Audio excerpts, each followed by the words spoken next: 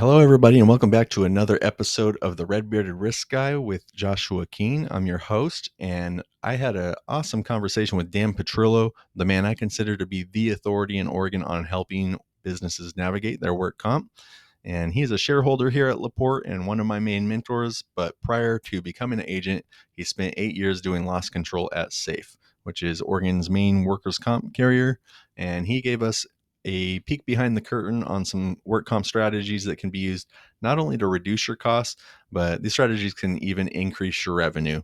And so tune in. We cover some great topics from money being left on the table with your work comp program to just the things that you can control. And as you listen along, I think one of the key takeaways you're going to get out of it is that work comp is your most controllable cost of risk, and how it's managed can have a major impact on the profitability of your business for better or worse. So if you get value out of this, be sure to share it with your friends, like, comment, leave a review, and stand by for a great conversation with Dan. Hello, and welcome to the Red Bearded Risk Guy podcast, the show that helps business owners and leaders with companies of 50 to 250 employees to protect their people, profits, and public relations. We help business owners maximize profits by minimizing their total cost of risk.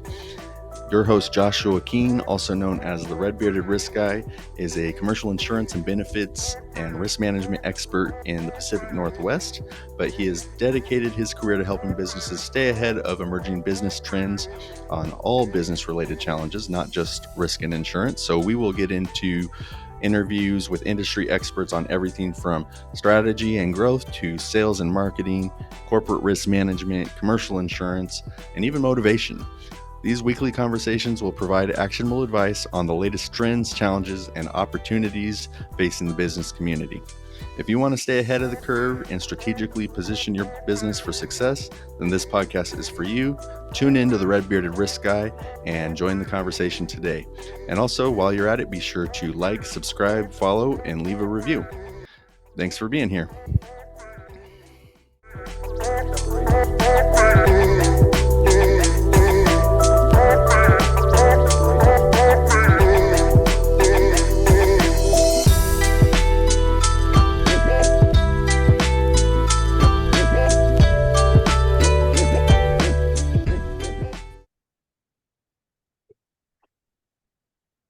Hello, everybody, and welcome to the Red Bearded Risk Guy podcast with Joshua Keene. I am a insurance producer at Laporte Insurance in Portland, Oregon, and today I'm going to be interviewing Dan Petrillo.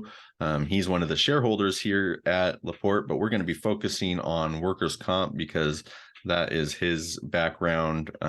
If there ever were an Oregon expert on workers' comp, he's who I think of when it comes to that. Has a years working for SAIF, Oregon's work comp provider, but I'll go ahead and hand it over to him and let him introduce himself. Tell us a little bit about as much personal background as you want to share with the audience, and then go right into your professional background and how you ended up here. Awesome. Well, I appreciate being here, Joshua, and happy that you're here at Laporte. This is we're building out a great team here, and as you mentioned, I'm one of the managing shareholders here at the agency, and love getting, young, ambitious, smart, hungry producers that can, help our customers and bring in the right kind of customers we want to be working with. So I've been at Laporte 8 years. Previous to my time as an agent, I worked as a loss control consultant or a safety consultant at SAIF Corporation. So that's Oregon's state-owned work comp insurance provider. So it's monoline, just workers' compensation. It's just a great public-private hybrid that exists in kind of unique. There's several other states that have a state fund, as sometimes it's called, but Oregon is definitely a beacon in terms of the overall landscape of workers' comp in across the country. So I started there in 2008, and I had a previous background in the nonprofit sector. So I spent almost a decade as a nonprofit leader, managing programs, and then as an executive director as well. And I decided to leave that, and I went to SAIF in a training program. So they have and it continues to have a loss control training program where they bring in anywhere from 6 to 10 new trainees and spend a year really spending time in technical skill building around safety. And it's a SAIF strategy to really backfill and perpetuate the safety consultants within SAIF. So there's probably, I'm going to say 40 to 50 across the entire company, along with their association partners. And like every other industry, you've got retirements happening. So they've had kind of an innovative way to think about how they were going to fill those retirements, and they really wanted to build out a strong consultant group with folks that didn't necessarily have the risk engineering, environmental health and safety background, but wanted to train to it. So I was in the inaugural group back in 2008, and it was just a fantastic experience. I loved learning about businesses and extremely, curious about how businesses work, operations work, and then of course getting into the actual risk side of it. It was just a phenomenal training ground. So over the course of my 7 years at SAIF, I ended up managing a large book of business in the Portland metro area with larger businesses. I was their assigned consultant with SAIF. And so that's where I got to work with lots of agents and agencies across the region, got to understand kind of what the role of the agent is, and how I could potentially help. Well, it opened my eyes to how I could help on the agency side with my knowledge, skills, background, and then kind of the consulting skills. So 2015 is when I started here at Laporte. And I do, quote unquote, specialize in workers' comp, but it's, probably about a third or a quarter of what I do overall, but it is a significant portion. And I get a lot of questions and understand how the system works and how SAIF works. And lots to talk about with regards to workers' comp. Definitely. Yeah, it's you could spend hours on that topic alone. We talk about SAIF being kind of a model for other around the country as far as a work comp provider, but it's almost like they are a model for how you perpetuate and how you keep your business operating at that level for the future, because it seems to be a major gap. You and I run into it with clients a lot, where it's like they don't have much of a plan for what happens after everybody leaves. So that's huge. Absolutely. Yeah. Awesome. So you've kind of touched on it a little bit, but let's go ahead and jump into the weeds with it in terms of workers' comp in the state of Oregon. It's kind of unique having the SAIF program. So just kind of give us an overview of workers' comp in Oregon. So the workers' comp marketplace in Oregon, I think, is very unique comparatively to other states. And I think it's good to understand what's happening in other states comparatively, both from a service, rate, et cetera. So we are, like I said, a model for a lot of other states in terms of how a public-private state-run insurance fund works. We have either the second lowest or maybe even the lowest at this point actual rates across the country. So about half of the states in the country have a rate-making body that they report to called NCCI, which is the National Council on Compensation Insurance. So we're an NCCI state, so our rates are developed through NCCI. ER mods are developed at an individual business level through NCCI. SAIF has been a big part of driving down rates in general within the work comp system. So you begin with what's called a pure rate, and that is really developed based on the average cost of claim within a certain class code. So part of, quote unquote, managing rates and driving those rates down started with legislative reform around the work comp system back in the 90s. But since then, we've been probably on a 25-year trend of year-over-year rate decrease. And a lot of that has to do with how claims are managed, safety programs that are put in place in terms of prevention. But we've got a very, very low rate structure. Comparatively, state of California as an example, I use that because they're close geographically. Their rate structure on different class codes are oftentimes double, triple what the rates are in Oregon. And that has everything to do with both the legislative reforms for the work comp system, but also the average loss cost of a claim. Really drives that rate structure. So that being said, SAIF is extremely competitive, right? So it's not monopolistic.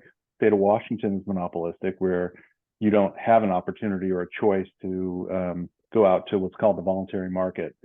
You have to go through the state-run, government-owned L&I program. There's 4 monopolistic states in the country: Washington, North Dakota, Wyoming, and Ohio are the 4 states. So Oregon we're kind of wedged between California and Washington. We do have voluntary market, but SAIF has a significant premium share and market share overall with the work comp business. A lot of it has to do with the rate structures, and it also has to do with the service. And on top of everything else, being a state-owned nonprofit, they continually have a dividend that they're kicking back to their policyholders, and that gets voted on by the board of directors every late summer, early fall, and that's been significant, because that can be anywhere from 20 to 30% of annual premium, right? So all of a sudden, when you add that in, other insurance carriers really cannot compete with that. So it's a good model, works well. Definitely. So it one thing that's kind of coming up for me as you mentioned that, they are super competitive, and it usually doesn't make sense to be with another carrier in Oregon besides SAIF. But I think you and I'm kind of leading the witness here a little bit, but we've ran into situations where that actually kind of creates some issues in terms of like the behavior it drives with us, the agents, and handling work comp. Can you speak to that a little bit? So that's a good point. And that's something where I saw opportunity before I came over to the agency side. So I worked with every major agency in the metro area, and for the most part the state, actually, because I worked a lot outside of the region as well when I was at SAIF. The dynamic that I saw and experienced is workers' comp from the agent perspective is, in the state of Oregon, is oftentimes looked over. It's kind of the last line of insurance that's really thought about. You're not shopping it. You're not taking your clients out to market and looking at competitive options, really, because if you're with SAIF, you're not going to find a more competitive option. So what does that mean? It means there's a service gap, I would say, when it comes to workers' comp within the state of Oregon from agents. Most agents, for the most part, now I'm not here to disparage my competition. I just, I look at it because I did work deeply in the environment, working with agents, working with clients, and I saw a real gap. So oftentimes what ends up happening is the agent is like, well, you're with SAIF. SAIF has a great service team. They've got dedicated, obviously, claims, but they've got dedicated return to work, and they've got dedicated vocational rehab team. They've got a dedicated loss control team. They do a great job. So what am I going to do as an agent, really? And that's kind of how businesses have been conditioned. Mm-hmm. That there's really, hey, I'm with SAIF, doing great. I shouldn't have to worry about it. So where the opportunity is I view workers' compensation as the most controllable line of insurance that exists. And I believe that to be true. Even in a state where we've got comparatively low rate structures,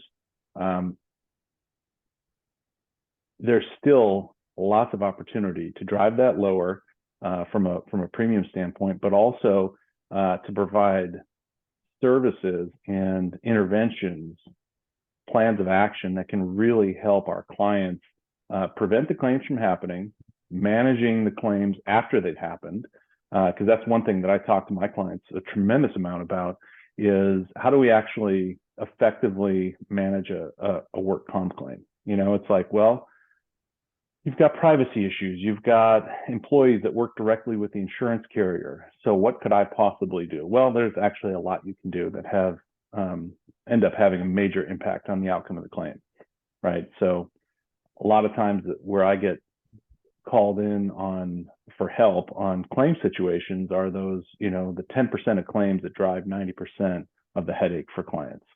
Claims Mm-hmm. on sideways that just can't seem to get to closure. You've got, independent medical exams flying around. You've got all of a sudden the injured worker's got an attorney and you can't talk to them. The claims judges can't talk to them. So, and it just seems to drag on and on and on and on.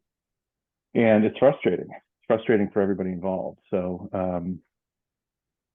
lots of opportunity to talk about how to manage claims on the front end effectively through some of the actions that employers can take, whether that's where you treat for an injury, what kind of relationship you have with a medical provider before the injury happens, what kind of return to work program, what kind of light duty programs are you accessing EAP, which is the employer at injury program. There's a lot of programs available, but a lot of it has to do with education and understanding how the system works, how I can best manage this, because just we all see the direct cost of a work comp claim. It's much more difficult to quantify the indirect costs. That includes, all those things that are not budgeted for, all those things that are below the surface when it comes to a claim that makes it really, really challenging to just eat the cost of that. And there's an absolutely huge cost. It's usually, I tell my clients that it's essentially 2/3 of the cost of the claim. Yeah. Are those indirect costs. So can you give some specific examples? One that comes to mind is, you just have that worker not working and you have lost productivity, but right. What are some examples of things that aren't obvious to the business owner, or maybe they are, but they're not obvious to the agent they're dealing with in terms of what they're losing by having a costly work comp claim or a drawn out work comp claim? Well, there's a lot of reasons, obviously from the business standpoint, why you don't want that. Mm-hmm. Aside from the cost of the claim itself, that's obvious. That's a direct cost, even though the insurance provider's paying that claim. Mm-hmm. And I can illustrate very, very clearly how it's going to come back in a cost structure to make that up. And that's through both the experience rating modifier as well as through some subjective pricing that the insurance carrier puts on the premium development. So why, aside from that, you've got some levers you can pull and really try to manage ahead of time. One of those things is, what is your return to work program? What's your light duty jobs? Do you have a bank of those ready to go? Are you sending a potential job description, a light duty job description with the injured worker at the time that they get treated, right? So that, you really want to minimize that downtime between when they first get treatment to when the insurance provider's on notice. You want to keep that claim without any time loss if possible. That's the real key to the whole equation when it comes to minimizing the impact of claims and injuries. Is if you can bring them back to light duty, you've got a meaningful job description that the provider can sign off on, maybe even at the time of the injury. So you're not starting to pay time loss on the insurance claim, because that has implications both on a direct impact on the actual cost of the claim, because now you're paying 2/3 of what they would have been receiving, their average weekly wage. And that's coming directly from the carrier. And it's, oftentimes can be the most significant portion of a claim. So if you can minimize that, you can bring them back to a modified job that's within their restrictions. You're keeping that claim from having time loss. And now all of a sudden you've got the opportunity to actually reimburse that claim, right? So that's a whole nother lever you can pull. And I would say business owners know about the non-disabling claims reimbursement program. And that's a program that exists in the state of Oregon, right? And SAIF does a good job of, giving you, the business owner, the opportunity to reimburse those claims. But essentially what you're doing on that is you're buying down your experience rating mod. That's kind of what it comes down to. Mm-hmm. So you're reimbursing those claims that are quote unquote medical only. It means there's no time loss associated with them. You're buying those down and keeping those dollars out of the experience rating equation, right? And that's, generally speaking, that's a 2 to 3 times ROI in terms of the ratio of what you're paying out versus what you're going to get back. So generally speaking, you've got to generate enough premium for that to make sense. Generally speaking, I tell people $20,000 in annual premium, which most of our clients are meeting that threshold. So that's a great way. And, we can actually illustrate a return on investment analysis of what that looks like, if they are or they're not. If they are, you can show, okay, how is that?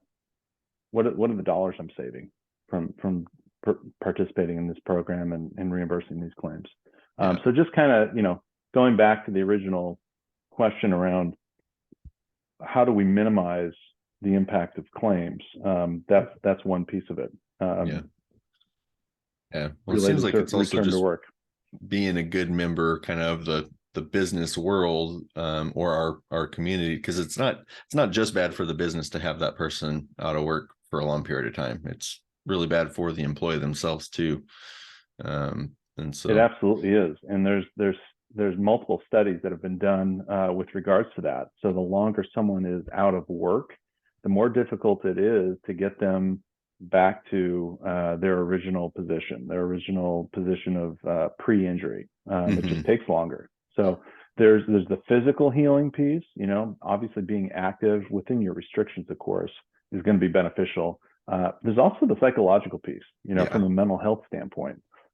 Being engaged, actually getting up and going to work every day, rather than just sitting on the couch and watching Judge Judy and just waiting for your paycheck to come in.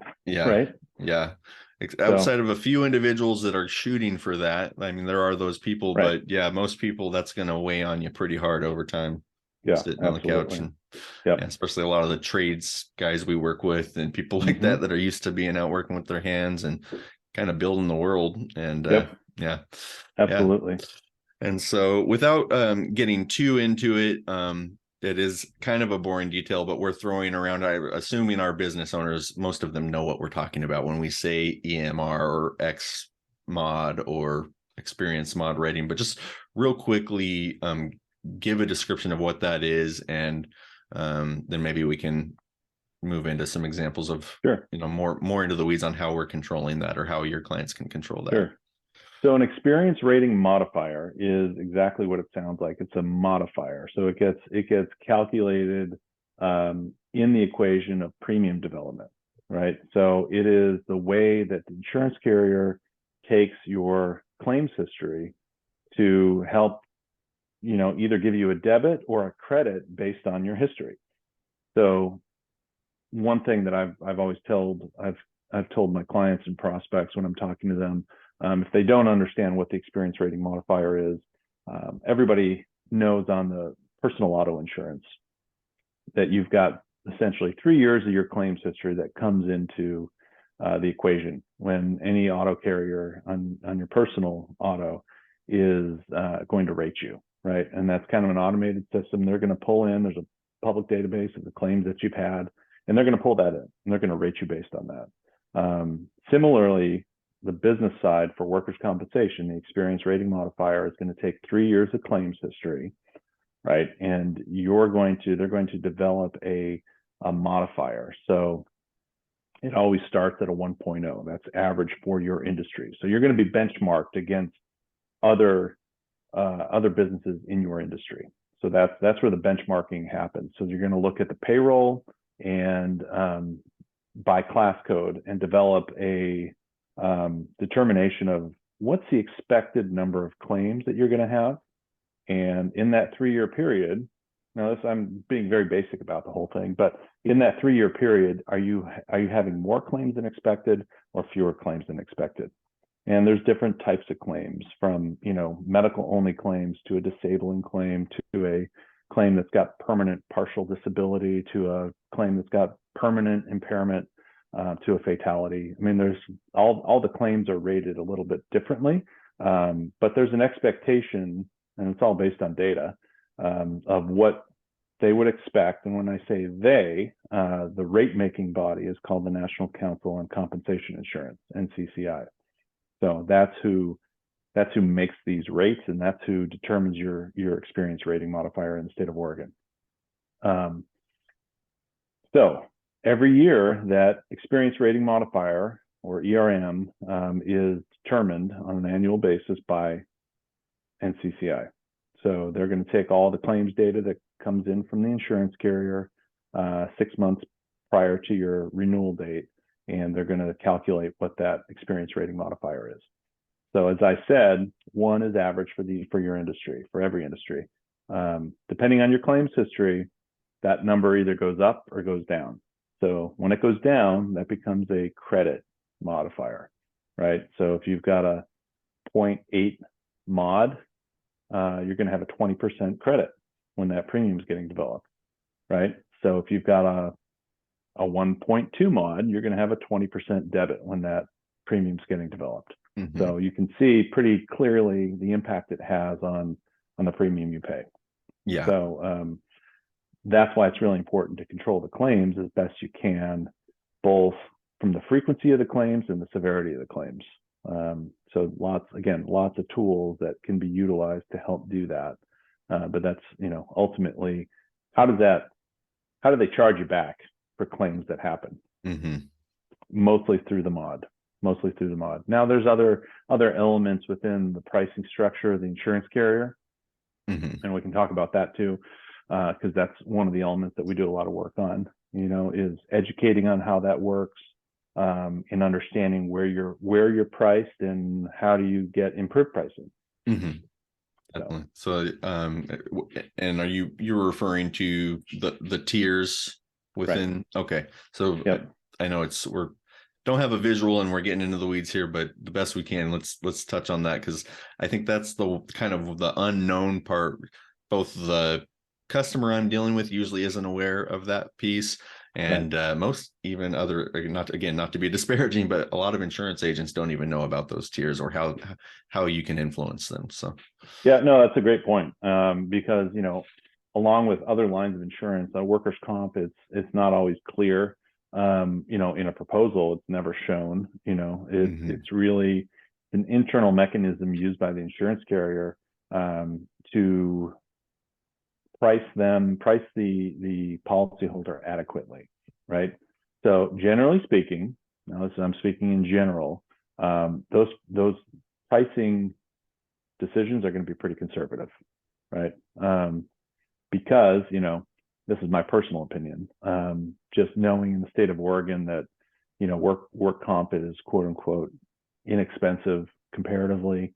Policyholders if they're with SAIF, they're getting a dividend. Pricing, I'd say in general, is pretty conservative, right? So give you the example of the dynamic at SAIF. So SAIF has 8 pricing tiers. They just added a new one for 2023. So why do they have so many? Well, it's part of the state charter for why SAIF exists, is they want to provide workers' compensation at an affordable rate to as many policyholders across the state as possible. That's why they exist, right?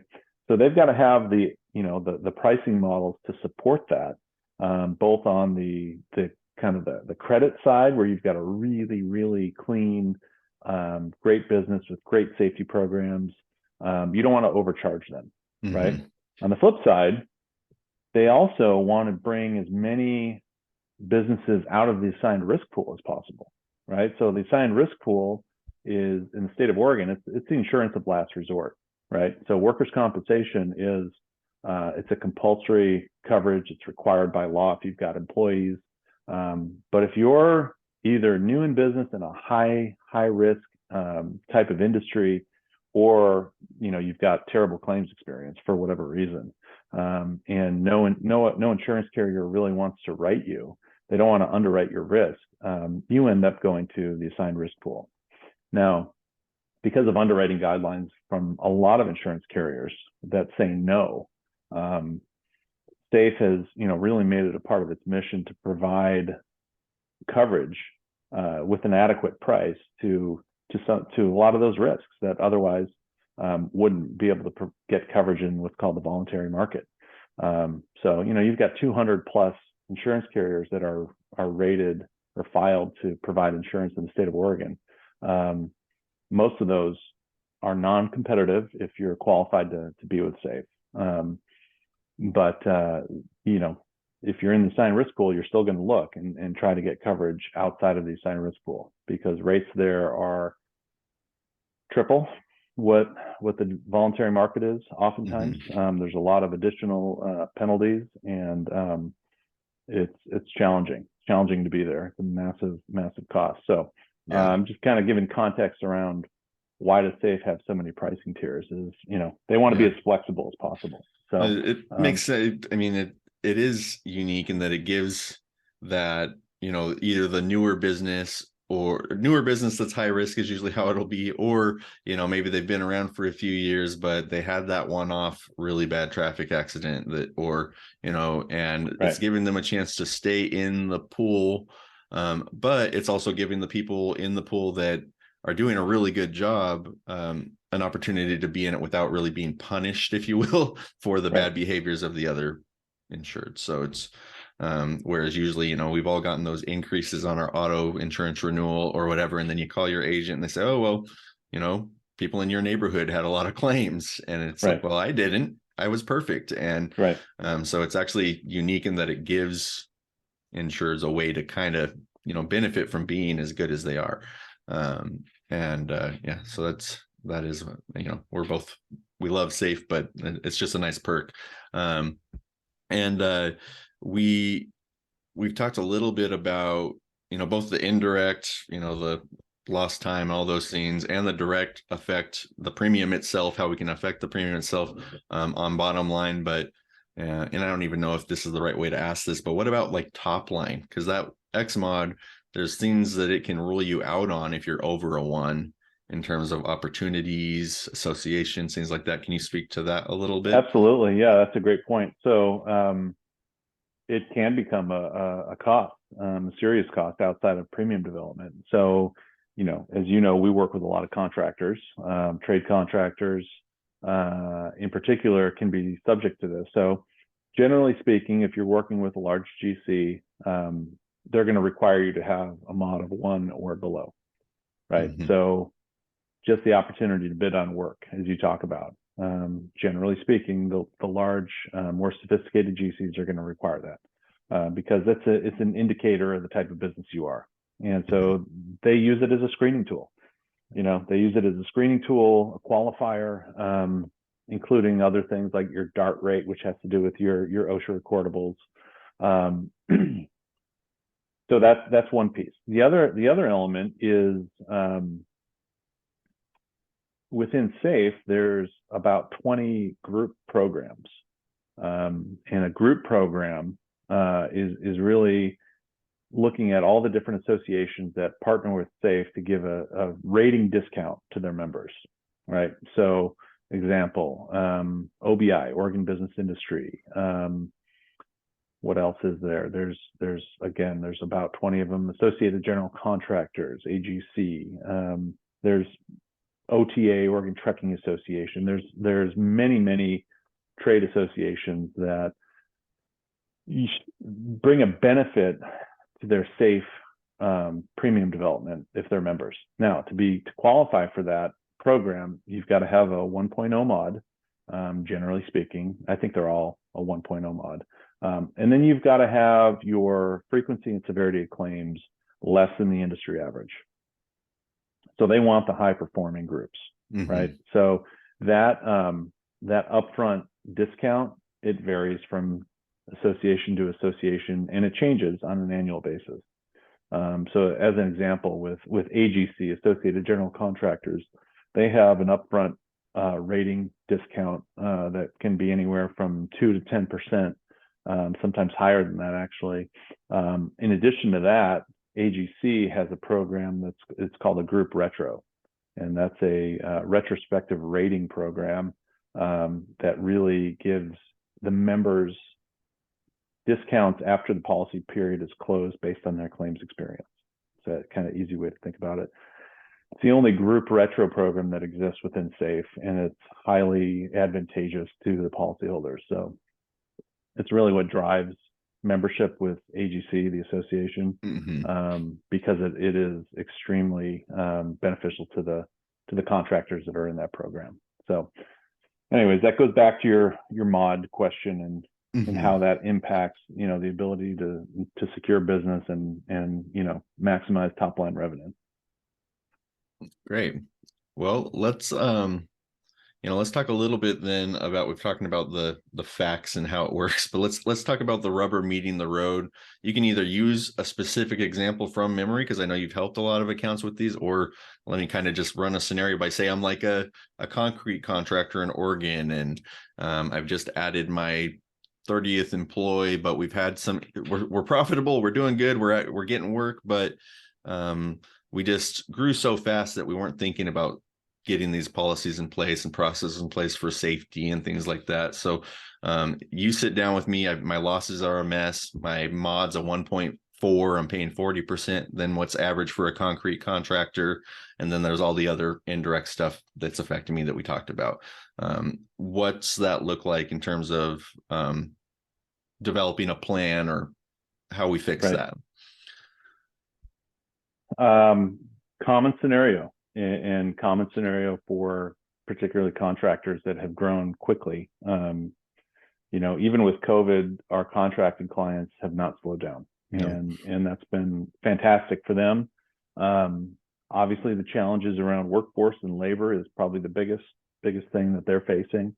So when it comes to the insurance side and workers' comp and safety, there's a lot we can do, and a lot that we do. I mean, this is why I think we really shine in the marketplace as probably the largest locally held independent agency in the state, in the region.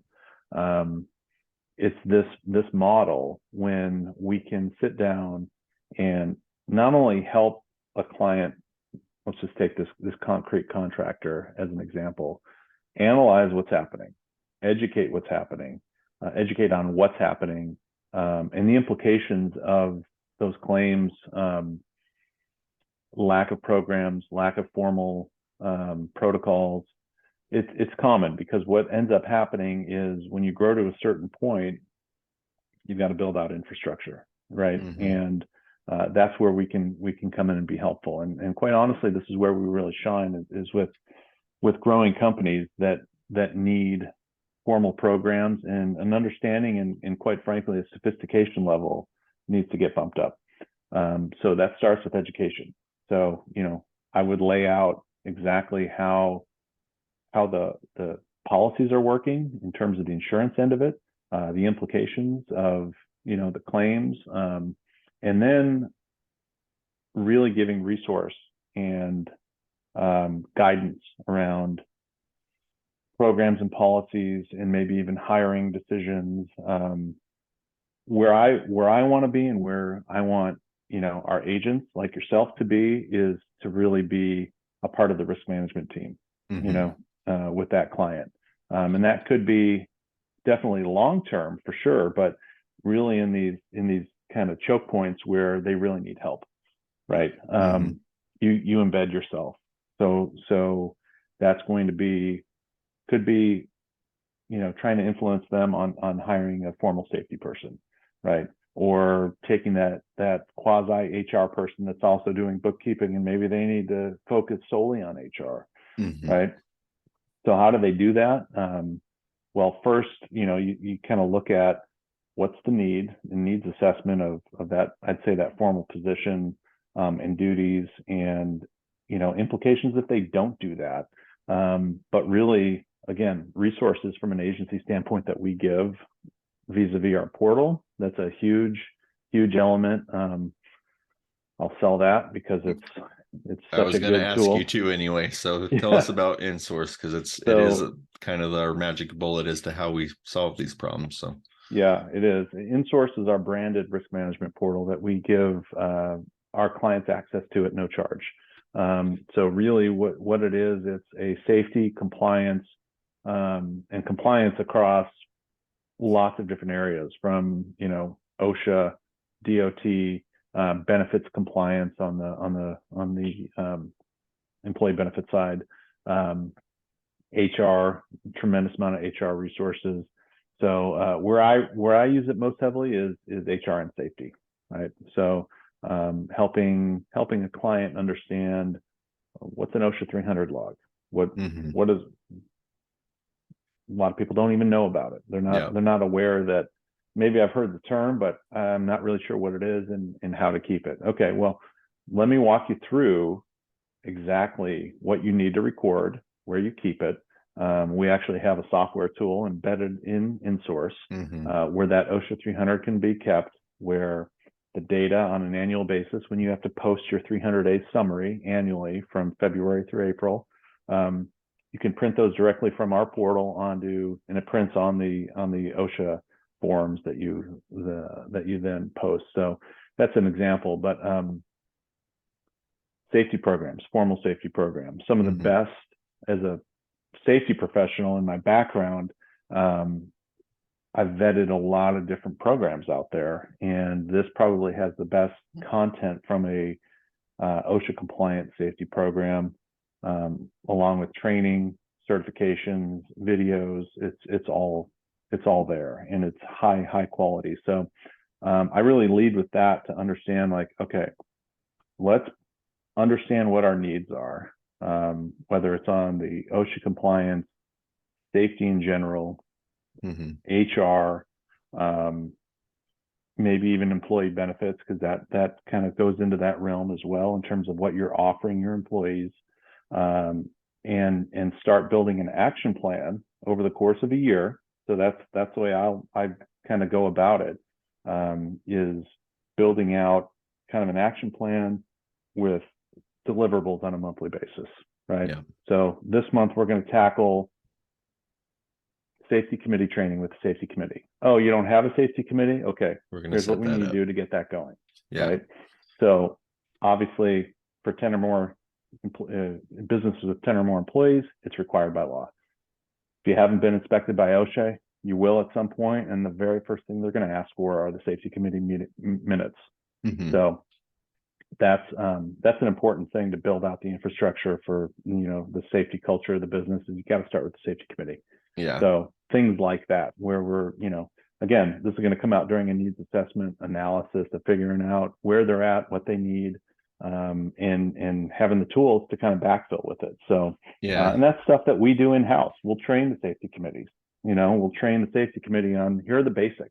Here's a binder with everything you need to do as a safety committee, from a vision statement to a planning session for the coming year. Who should be on it? Why should they be on it? Topics of conversation, agendas, action plans for the safety committee. So yeah, really that's a big piece. There's templates for these things out there, but they're going to be cookie cutter a lot of the time. Like, this is really customized to the business. Exactly. You've sat down and said, hey, Mr. Concrete Contractor, you've had all these injuries, but you have 2 or 3 that keep happening over and over again, or the same type of incident that's triggering the injury. Yep. And so here's our learning management system, which is the portal where all the trainings and toolbox talks are built right into the portal. We're going to go in there and assign those over the next 3 months. Those trainings are going to be specifically based on, oh, you have a lot of ladder injuries, so you need a ladder safety training. And not only is it getting done, actually training the employees and hopefully changing the safety culture, but it's automatically documenting it for them. 100%. Yeah, no, that's exactly right. So it's, again, doing that needs assessment, understanding where they're at, what they need. So on the safety side, there's a lot there. HR side equally is powerful. Because really what we're trying to do is provide resources to our business owners that are making their life easier, right? So you don't need to go out and search for tools and resources that you need to then vet, and you don't know what you're getting, right? The content that we're providing is vetted by professionals, safety professionals, attorneys. We give an HR hotline to our customers. right? At no cost. It's a phenomenal resource where they've got unlimited phone calls, emails. Mhm. Um, when you've got a situation arising, not sure how to deal with it, this could be a problem. You call the hotline, and Yeah. they're going to give you state, regional, jurisdictional, um, specific guidance that is really phenomenal. So, Yeah.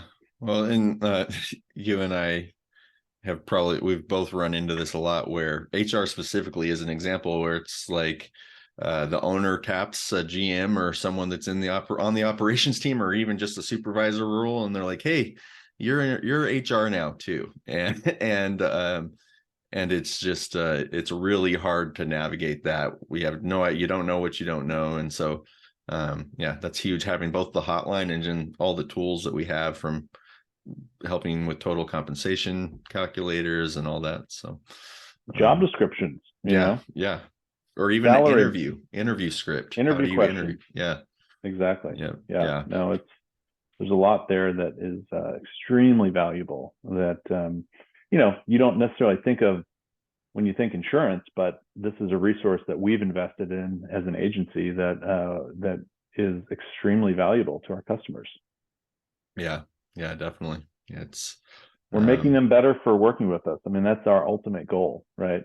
yeah, Um, so yeah. That's I mean that's a big part of why I'm at Laporte is I've always in my insurance role always said, hey, I want to be a partner to your business, but the reason I came over here is I was really going to be able to follow through on that a lot more with tools like InSource and just having access to Dan and other people that have kind of give us all a peek behind the curtain and really help us with these things. So um, yeah, we're pitching here, but but we'll move on. So yeah, thanks for sharing all of that. So let's talk a little bit about just and it doesn't have to just be work comp. Like what are some of the trends you're seeing for the insurance industry or just local business that are worth sharing or top of mind for you?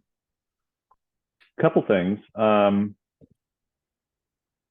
In general, in the insurance marketplace across the country, we're pretty insulated in the Northwest. We're insulated on a couple different levels. I talked about the rate structures for work comp in Oregon that we're pretty insulated with really low rate structures. Property and liability, we're also pretty insulated as well. And again, comparatively, with I work with some of our key insurance carriers and other groups of agency owners that I understand a little bit of what's happening across the country from both the property side of it, right? There's massive catastrophic claims that have been happening. I'll give you an example. In the year 21, there were $25 billion plus events, natural catastrophic events that happened across the country, $1 billion plus, 25 of them. That has a huge impact on property, right? Mm-hmm. So it's going to be everything from the snow, the ice, the hurricanes, tornadoes, wind and hail, wildfires. That's Mm-hmm. the one thing I would say that we have experienced more, and we're going to continue. When you Mm-hmm. start talking about trends of what's happening in the industry, wildfire exposure, that's just going to get worse. Yeah. And it is getting worse. So we've got insurance carriers on the property side in the Northwest that are backing off their willingness and ability to write businesses that have any potential wildfire exposure. So that's one piece. The biggest catastrophic risk that we face in the Northwest is earthquake, right? So that's the one that everyone is kind of hedging against. That is becoming a harder market. It's more difficult to access adequate limits, and the price is going up, right? And that is directly related to two things. One is the other catastrophic claims and incidents that have happened across the country, and that has impacted the reinsurance market directly, right? Mm-hmm. So every insurance carrier will cover a claim up to a certain point. They've got, an attachment point where they buy reinsurance on their insurance, right? And the reinsurance market is very, very challenged right now because of all the catastrophic claims and events. So that's kind of driving, particularly on the property side. And we're feeling it here. We don't feel it as much as other areas, but we feel it here for sure. In property rates in general. The other element, obviously, inflation has had a huge impact on our property rating structures. You look at the replacement costs now for buildings, structures that has just because of overall inflation, supply chain issues, it's going extremely, extremely high. Yeah. When a lot of people were already underinsured on their properties to begin with in the last couple of years. Yeah, that's exactly right. Yeah. So that's kind of a trend that we're seeing more and more. And then on the liability side, this is for us the biggest impact it's having on commercial auto, and that really has to do with there's a term that's being used called social inflation, right? And social inflation are some of the elements that drive increased claim costs. So big one in social inflation, it's probably a misnomer, the term social inflation. It would be more, I would say, courtroom abuse is what it is, right? It's and pirates.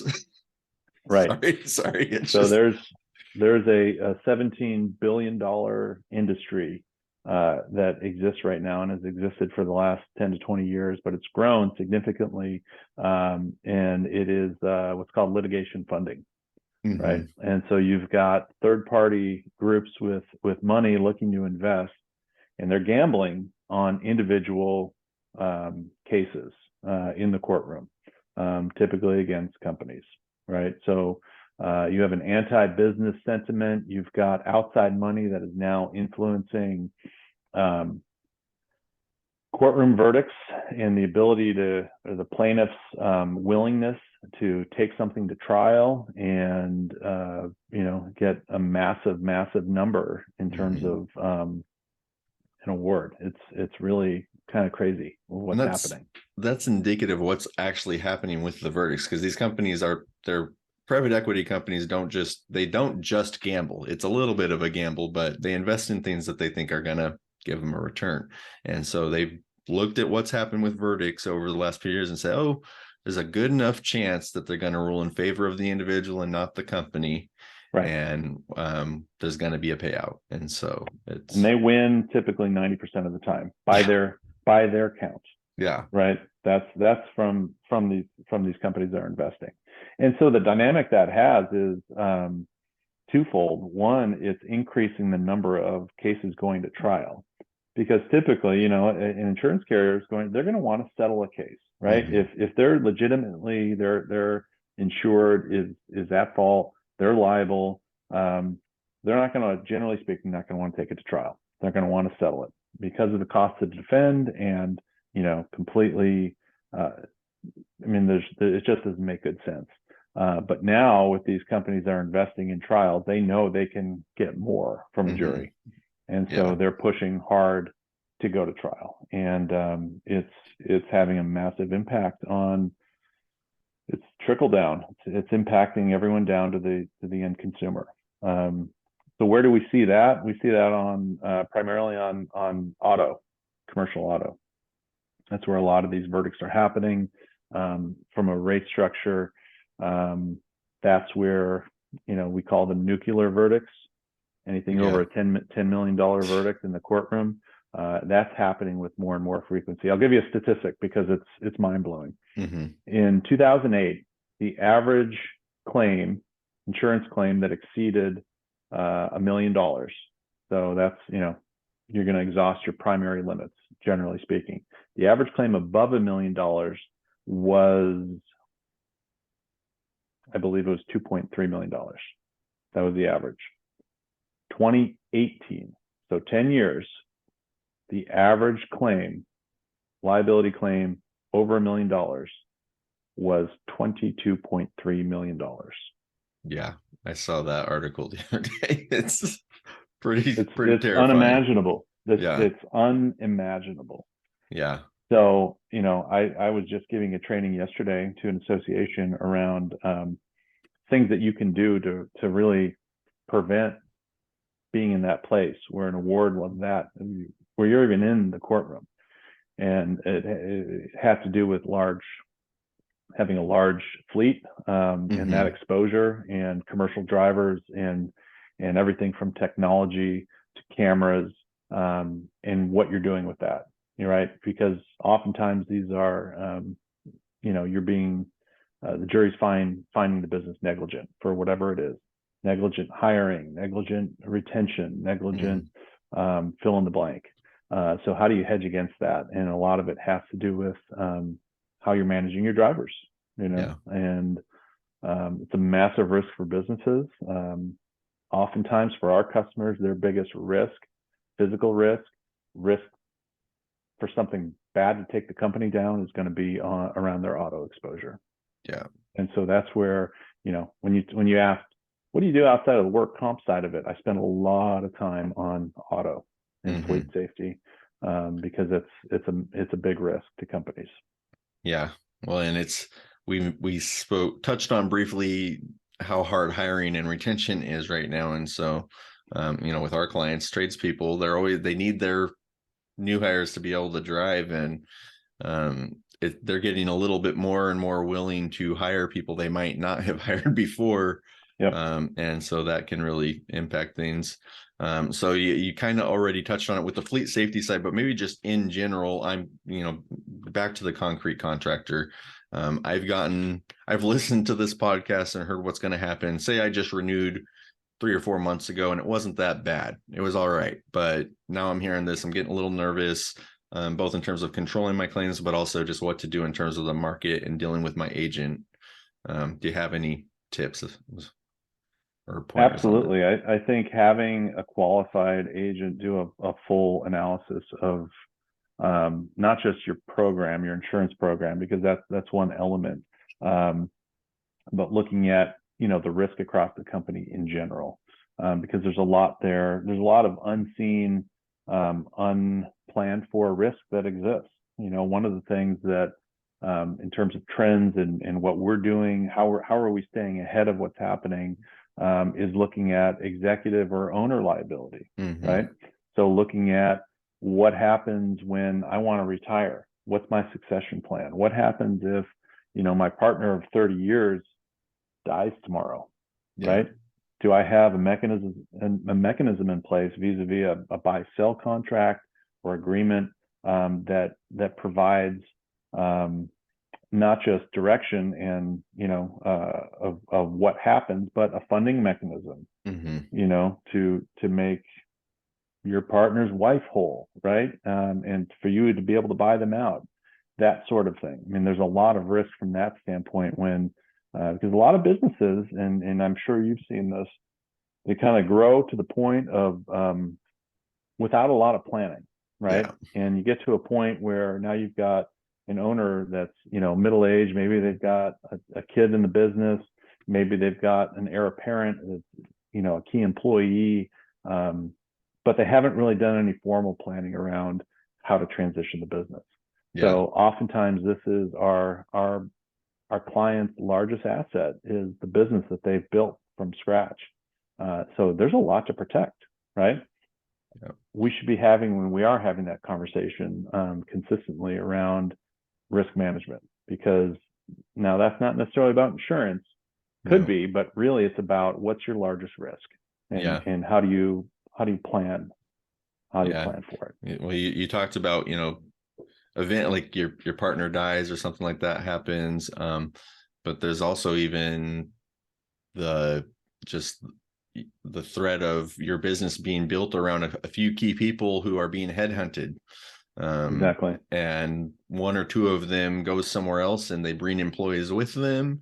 They bring all of the relationships with your vendors with them, whatever it might be, and the entire business operation is in their head. Yep.